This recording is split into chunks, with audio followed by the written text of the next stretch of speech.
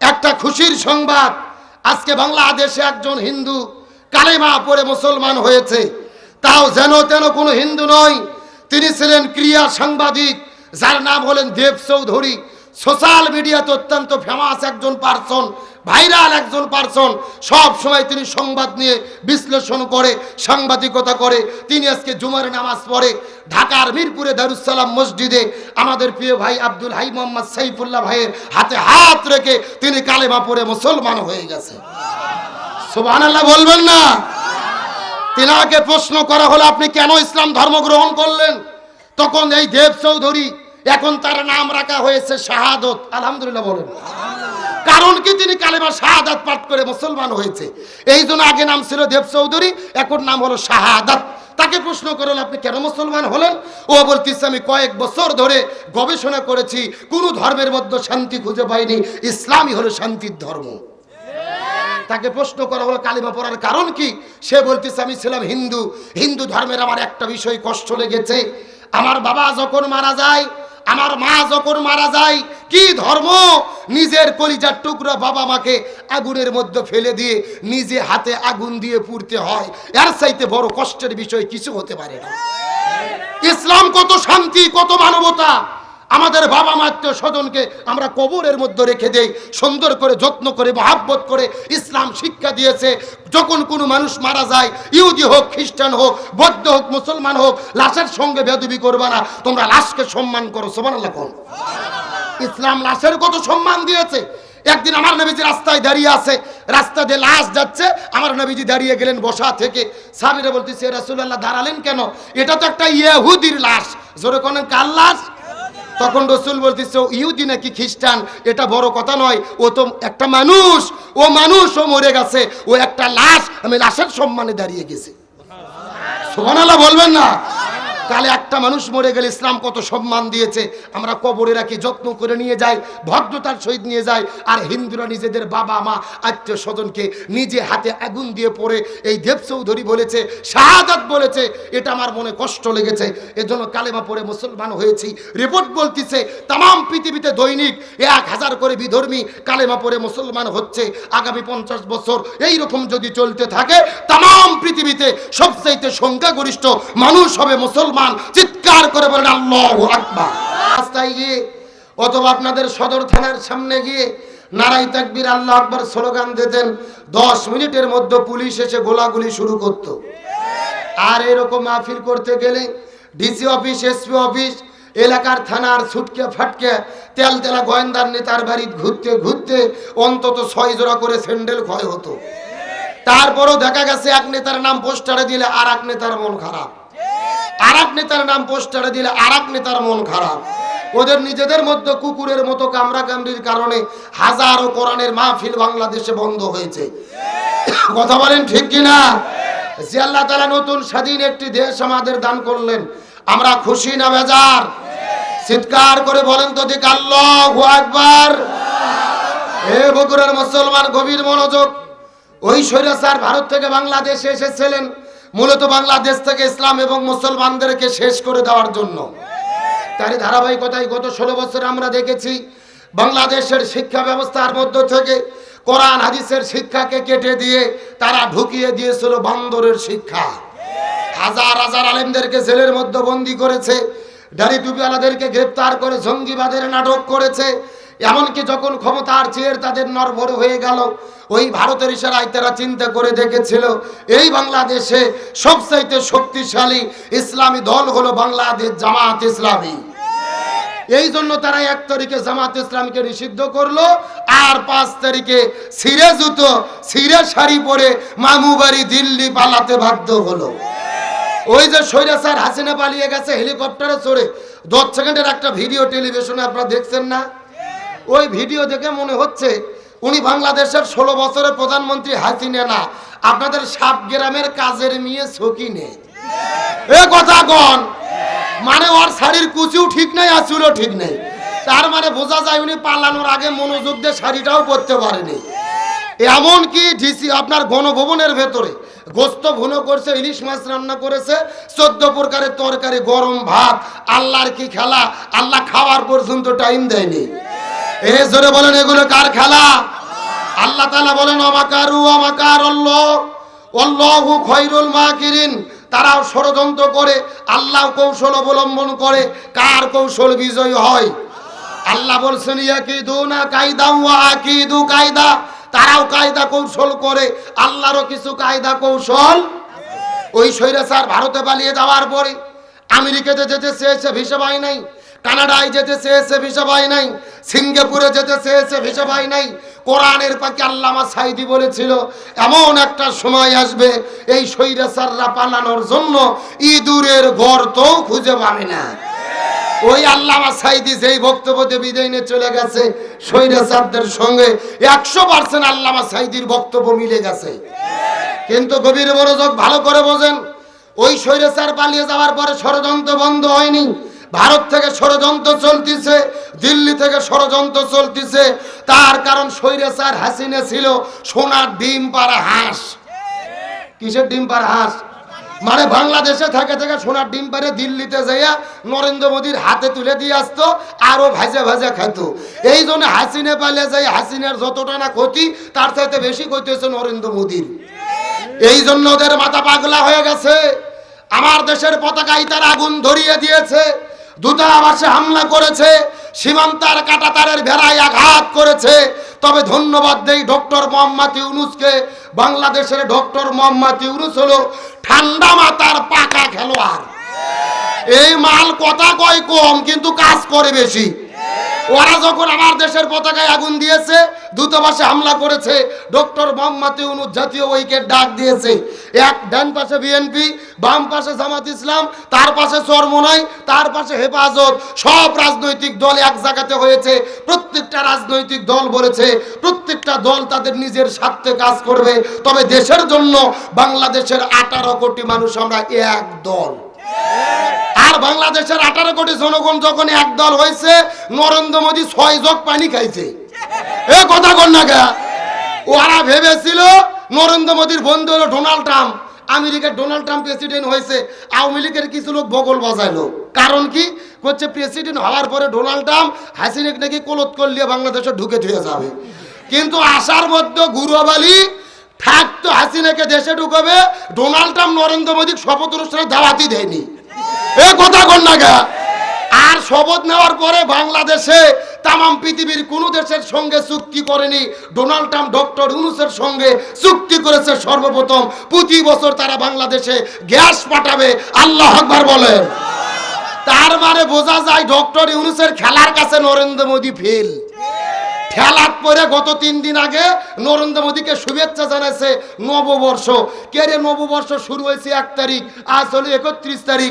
ও 28 দিন পরে শুভেচ্ছা জানাইছে, মানে ডোনাল্ড ট্রাম্পের ঘুতো খাইয়ে। এ কথা কন না গা।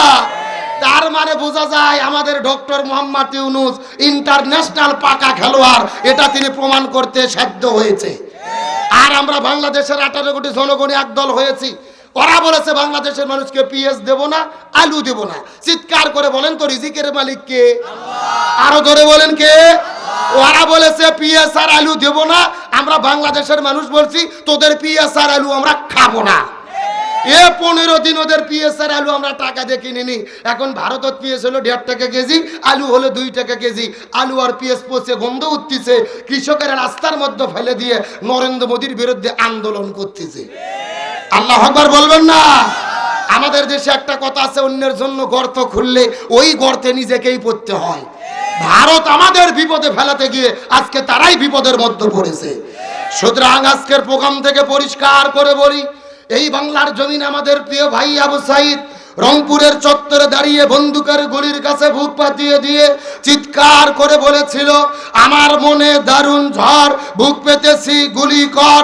একে একে 4টে গুলি বুকের মধ্যে নিয়ে শহীদ হয়ে বিদায় হয়ে গেছে। আমাদের মুগ্ধ ভাই পানি বিতরণ করতে গেছে, গুলি করে শহীদ করে দিয়েছে। 1 নয় 2 নয়, 1700 ছাত্র জনতা জীবন দিয়েছে। 18 কোটি জনগণ রাজপথে নেমেছে। ওই স্বৈরাচার পালাতে বাধ্য হয়েছে। আজকের চট্টগ্রাম থেকে পরিষ্কার করে বলি, আবার যদি প্রয়োজন হয় বাংলাদেশের 18 কোটি জনগণ হাতে হাত রেখে মাথায় কাপড়ের কাপড় বেঁধে রাজপথে নামব। আমার দেশের স্বাধীনতা সার্বভৌমত্ব 1 ইঞ্চি মাটি নিয়ে ওই ভারতের দাদা বাবুদেরকে আমরা সিনেমিনি খেলতে দেব না, দেব না, দেব না। কারা কারা রাজি দুটো হাত আল্লাহকে তুলে দেখান। ভালো করে একজন তাকবীর দেন দেখি, ভালো করে একজন স্লোগান দেন দেখি।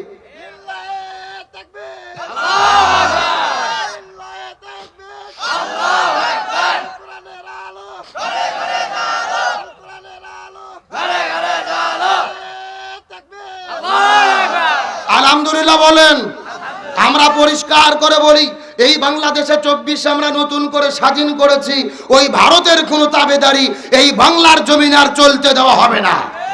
বরং যেই দলই ভারতের পক্ষে দালালি করবে আমরা তাদেরকেই বয়কট করতে বাধ্য হব। আসেন, আমার ভূমিকার কথা শেষ। বর্তমানে সচেতনতার জন্য এই কথাগুলো আমাদের জানার দরকার ছিল কি ছিল না? এখন আসেন আমি ডাইরেক্ট আমার আলোচনার মধ্যে ঢুকে পড়ব। আজকের আলোচনার বিষয় বা সাবজেক্ট হলো বর্তমানে বাংলাদেশে আমরা শান্তি চাই কি চাই না। আজকের ওয়াজের সাবজেক্ট হলো বর্তমানে বাংলাদেশে শান্তি প্রতিষ্ঠায় আমাদের করণীয় কি। জানার দরকার আছে না নাই? তার কারণ সাপের কিচ্ছে বাঘের কিচ্ছে জীবনে বহু শুনছেন। ওগুলো বাদ দিয়ে বাংলাদেশের শান্তি প্রতিষ্ঠায় এখন বর্তমানে কি করা লাগবে, এটাই হলো আসল ওয়াজ। এই আলোচনাটা শোনার দরকার আছে না নাই? গভীর মনোযোগ লক্ষ্য করেন। 1947 সালে ভারত, বাংলাদেশ, পাকিস্তান আমরা ব্রিটিশের কাছ থেকে স্বাধীনতা অর্জন করেছিলাম। উদ্দেশ্য আমরা শান্তি পেতে চাই, কিন্তু আমরা শান্তি পেলাম না। যার ফলশ্রুতিতে 1971 সালে বাংলাদেশ আবার নতুন করে স্বাধীন হলো। শান্তি পাওয়ার জন্য আমরা শান্তি পেলাম না। 2024 এসে আবারও ঘন অভ্যুত্থান হলো। শান্তি পাওয়ার জন্য আমরা শান্তি পাচ্ছি না। বর্তমানে কি শান্তি পাচ্ছি? তাহলে কি করলে শান্তি পাওয়া যাবে? এই আলোচনাটা মনোযোগ দিয়ে শোনার দরকার আছে না নাই? আমার প্রিয় বন্ধুগণ, মুসলমান ভাইরা গভীর মনোযোগ। এই জমিনের মধ্যে আমার নবীজি শান্তি কায়েম করার জন্য 17 বছর বয়সে জমিনের ভেতরে একটা দল গঠন করেছিল, যেই দলের নাম হলো হিলফুল ফুজুল। কি নাম বললাম? বগুড়ার মুসলমান গভীর মনোযোগ লক্ষ্য করেন।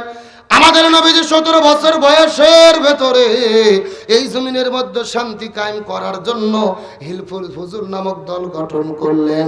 17 বছর থেকে শুরু করে 40 বছর পর্যন্ত নবীজি 23 বছর ধরে চেষ্টা করলো এই জমিনে শান্তি কায়েম করার জন্য।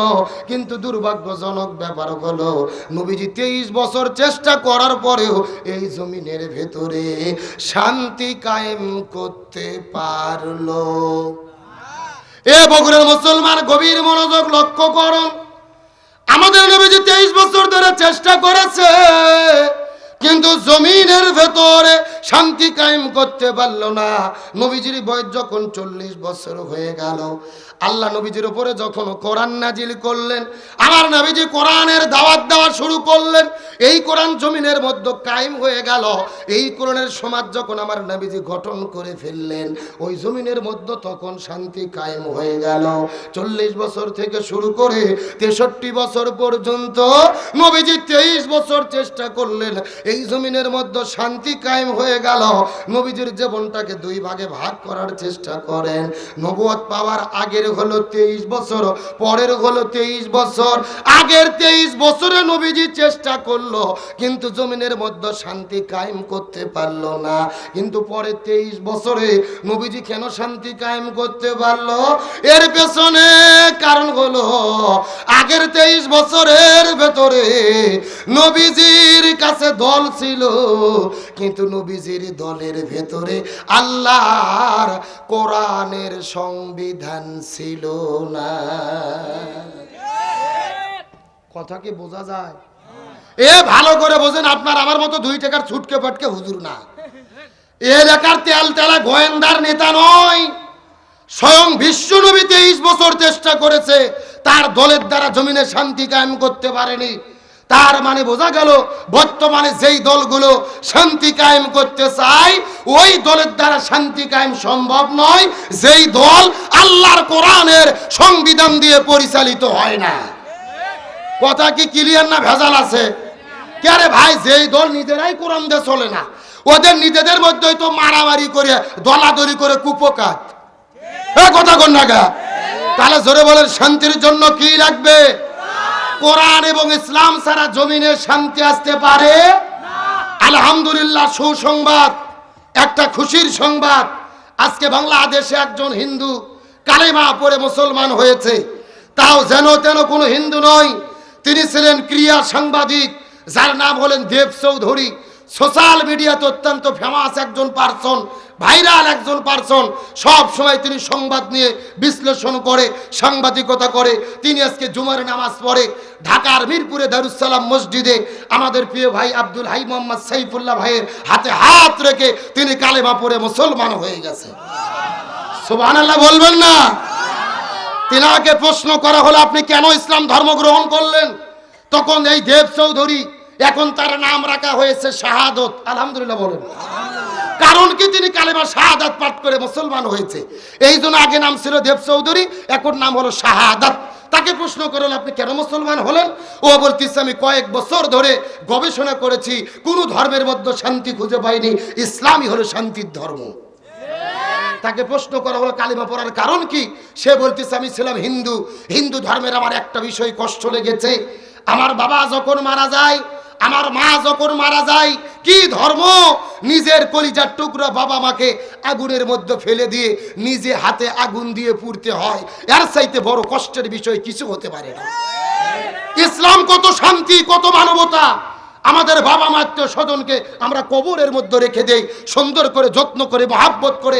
ইসলাম শিক্ষা দিয়েছে, যখন কোনো মানুষ মারা যায়, ইহুদি হোক, খ্রিস্টান হোক, বৌদ্ধ হোক, মুসলমান হোক, লাশের সঙ্গে বেয়াদবি করবে না, তোমরা লাশকে সম্মান করো। সুবহানাল্লাহ। ইসলাম লাশের কত সম্মান দিয়েছে। একদিন আমার নবীজি রাস্তায় দাঁড়িয়ে আছে, রাস্তা দিয়ে লাশ যাচ্ছে, আমার নবীজি দাঁড়িয়ে গেলেন বসা থেকে। সাহাবীরা বলতেছে, রাসূলুল্লাহ দাঁড়ালেন কেন? এটা তো একটা ইহুদির লাশ। জোরে কোন কার লাশ? তখন রসুল বলতেছে, ও ইহুদি নাকি খ্রিস্টান এটা বড় কথা নয়, ও তো একটা মানুষ, ও মানুষ, ও মরে গেছে, ও একটা লাশ, আমি লাশের সম্মানে দাঁড়িয়ে গেছি। সুবহানাল্লাহ বলবেন না? তাহলে একটা মানুষ মরে গেলে ইসলাম কত সম্মান দিয়েছে। আমরা কবরে রাখি, যত্ন করে নিয়ে যাই, ভদ্রতার সহিত নিয়ে যাই। আর হিন্দুরা নিজেদের বাবা মা আত্মীয় স্বজনকে নিজে হাতে আগুন দিয়ে পড়ে। এই দেব চৌধুরী বলেছে, শাহাদাত বলেছে, এটা আমার মনে কষ্ট লেগেছে, এজন্য কালেমা পড়ে মুসলমান হয়েছি। রিপোর্ট বলতেছে তাম পৃথিবীতে দৈনিক 1000 করে বিধর্মী কালেমা পড়ে মুসলমান হচ্ছে। আগামী 50 বছর এই রকম যদি চলতে থাকে, তাম পৃথিবীতে সবচাইতে সংখ্যাগরিষ্ঠ মানুষ হবে মুসলমান। চিৎকার করে বলেন আল্লাহু আকবার। এখন চিৎকার করে বলেন, শান্তির জন্য কি লাগবে? আরো জোরে বলেন। গভীর মনোযোগ, ভালো করে বোঝার চেষ্টা করবেন। আপনি আমি যদি মুসলমান হই, নামাজ রোজা হজ যাকাত যেমন ফরজ, একই রকম ভাবে এই জমিনে দিন কায়েমের জন্য ইসলামী আন্দোলন করে দল করা ফরজ। আল্লাহর কোরআন বলেছেন, ওয়াতাসিমু বিহাবলিল্লাহি জামিয়াও ওয়ালা তাফাররাকু। তোমরা যদি মুসলমান হও, আল্লাহ রশিকে ঐক্যবদ্ধভাবে দিন কায়েমের জন্য আঁকড়ে ধরো। আল্লাহর কোরআন বলেছেন, ওয়ালতাকুম মিনকুম উম্মাতুন ইয়াদউনা ইলাল খায়র ইয়ামুরুনা বিল মারুফ ওয়া ইয়ানহাউনা আনিল মুনকার। তোমাদের মধ্যে একটা অবশ্যই দল থাকবে যারা ভালো কাজের আদেশ করবে, অন্যায় কাজে বাধা দেবে। আল্লাহর কোরআন বলেছেন, আল্লাযীনা ইম্মাক্কান্নাহুম ফিল আরদি আকামুস সালাহ ওয়া আতাবুজ যাকাত ওয়া আমারু বিল মারুফ ওয়া নাহাউ আনিল মুনকার। কোন মুসলমান দল যদি ক্ষমতায় যায়, 4টে কর্মসূচি তারা বাস্তবায়ন করবে। 1 নম্বরে নামাজ বাধ্যতামূলক করবে, 2 নম্বর যাকাত ভিত্তিক অর্থনীতি কায়েম করবে, 3 নম্বর ভালো কাজ চালু করবে, 4 নম্বর মন্দ কাজ বন্ধ করবে। ক্ষমতায় যাওয়ার পরে এই 4 কর্মসূচি বাস্তবায়নের জন্য যারা ঘোষণা দেবে, ইমানদার মুসলমান হিসেবে আমাদেরকে তাদের পক্ষেই থাকতে হবে। বক্তব্য কি আব্দুল সালাম যুক্তিবাদী না আল্লাহর? সূরা হজ আয়াত নম্বর 41। জোরে বলেন, কয় 40? তাহলে চিৎকার করে বলেন, শান্তির জন্য কি লাগবে? আর জোরে বলেন। এই জন্য আল্লাহ সুবহানাহু ওয়া তাআলা বলেন, ওয়ামান আরাদু আন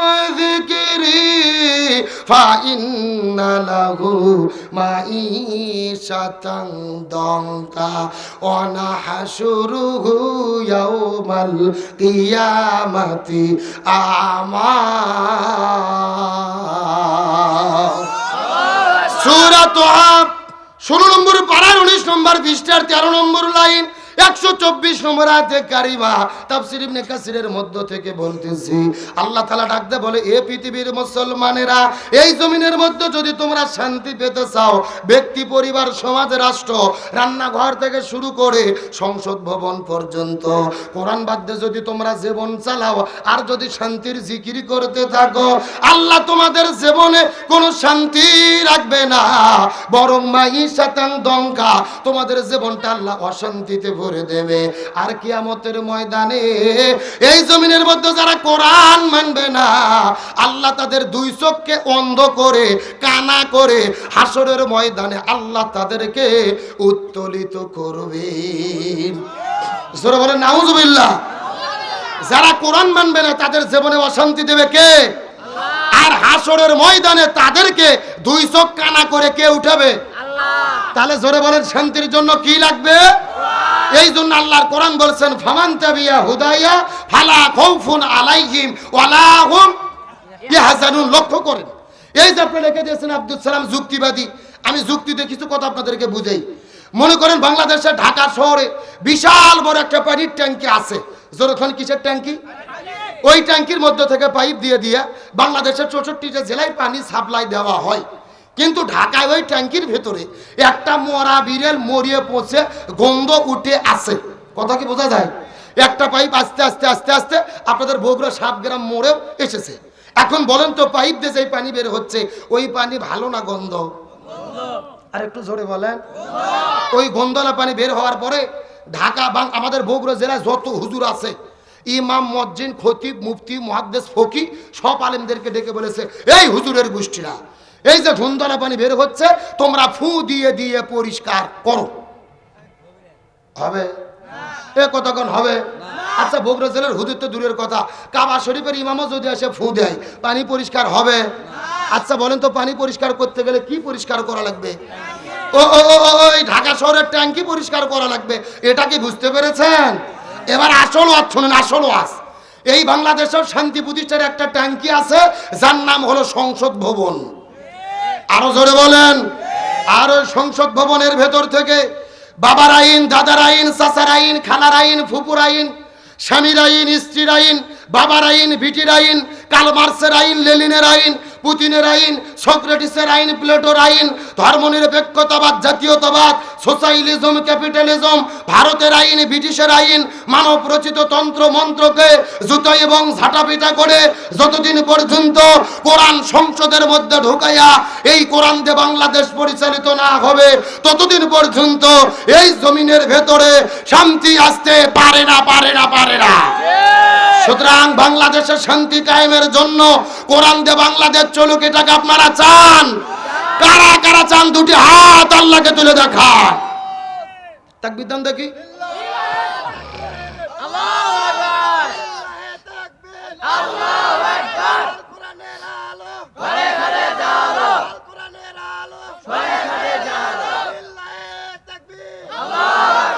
আলহামদুলিল্লাহ বলেন।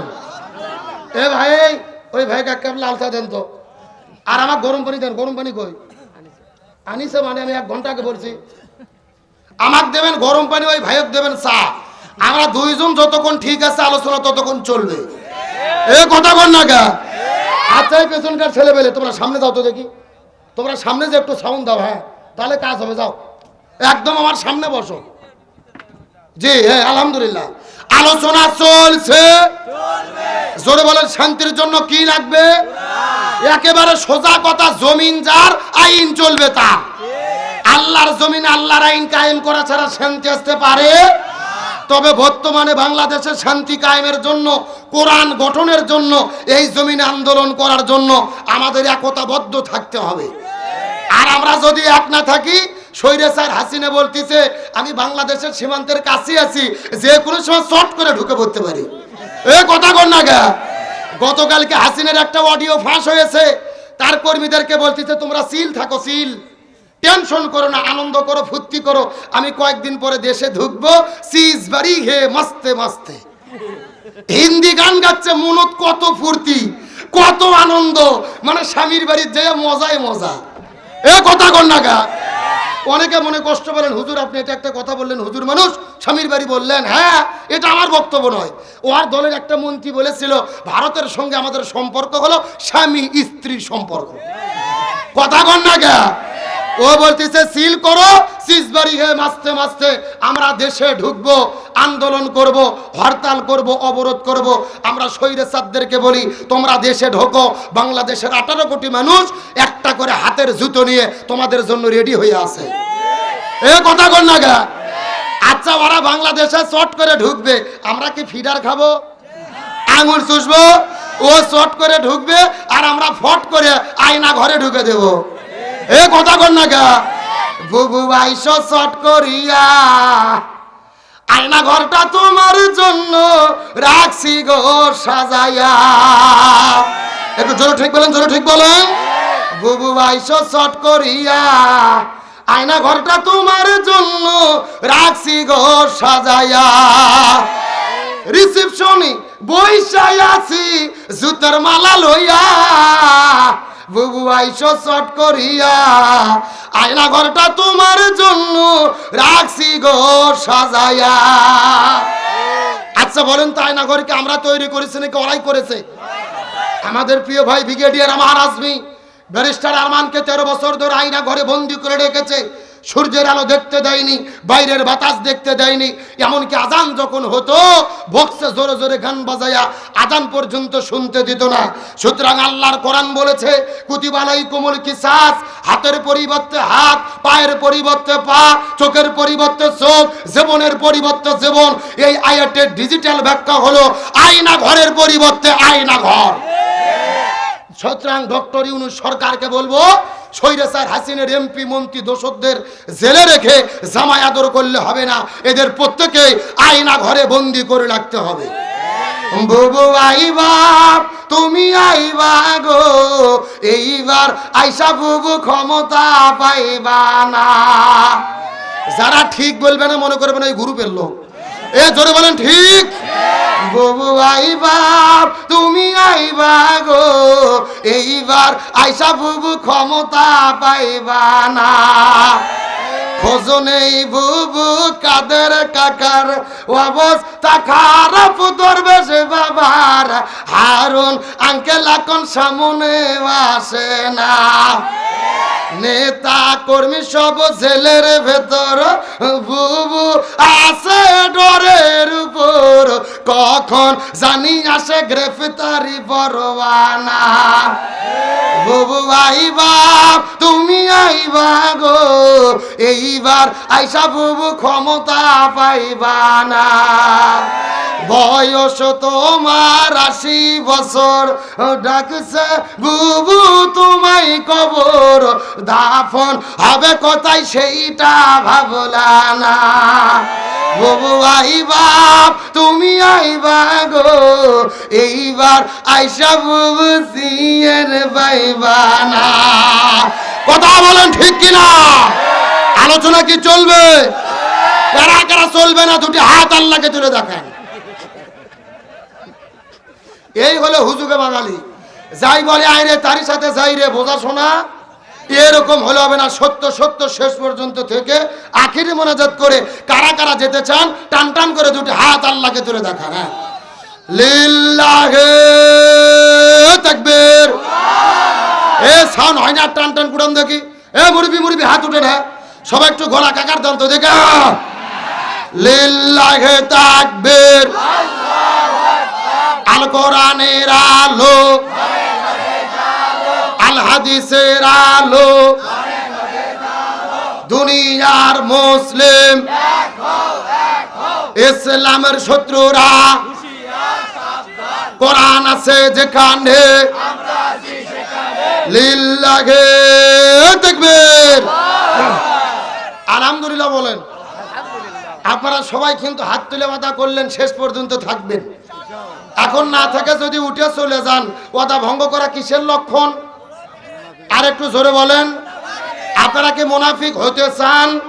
মুনাফিক হতে চান কি চান না এটা মোনাজাতের আগে বোঝা যাবে। জোরে বলেন কিসের আগে? মোনাজাতের আগ পর্যন্ত লক্ষ্য করে দেখেন কারা কারা উঠে উঠে চলে যায়। যারা যারা উঠে যাবে মনে করবেন ওই গ্রুপের লোক। আল্লাহ তাআলা আমাদেরকে শেষ পর্যন্ত থাকার মতো তৌফিক দান করুক, বলেন আমিন। আলোচনা করার মতো একটা পরিবেশ তৈরি হয়ে গেছে না? আলহামদুলিল্লাহ বলেন। আসেন মূল আলোচনার দিকে। আল্লাহ তাআলা আমাদেরকে সৃষ্টি করেছে, আল্লাহর একটা উদ্দেশ্য আছে না নাই? উদ্দেশ্যটা কি? আল্লাহ তাআলা বলতেছেন ওমা খলাকতুল জিন্না ওয়াল ইনসা ইল্লা লিয়াবুদুন, আমি মানুষ এবং জিনকে সৃষ্টি করেছি আমার ইবাদত করার জন্য। সুবহানাল্লাহ বলেন। এখন আজকের আলোচনার মেইন টপিক হলো আল্লাহর কাছে সবচেয়ে প্রিয় ইবাদত কোনটি, আল্লাহর কাছে সবচেয়ে প্রিয় আমল কোনটি। তার কারণ হলো বগুড়া জেলার মানুষের ধারণা নামাজ পড়ার নাম ইবাদত, হজ করার নাম ইবাদত, জিকির করার নাম ইবাদত। গভীর মনোযোগ ভালো করে বোঝেন, নামাজ রোজা হজ যাকাত অবশ্যই ইবাদত, তবে আল্লাহর কাছে সবচেয়ে প্রিয় ইবাদত হলো এই জমিনের ভেতরে কোরআন বিজয়ের আন্দোলন করা।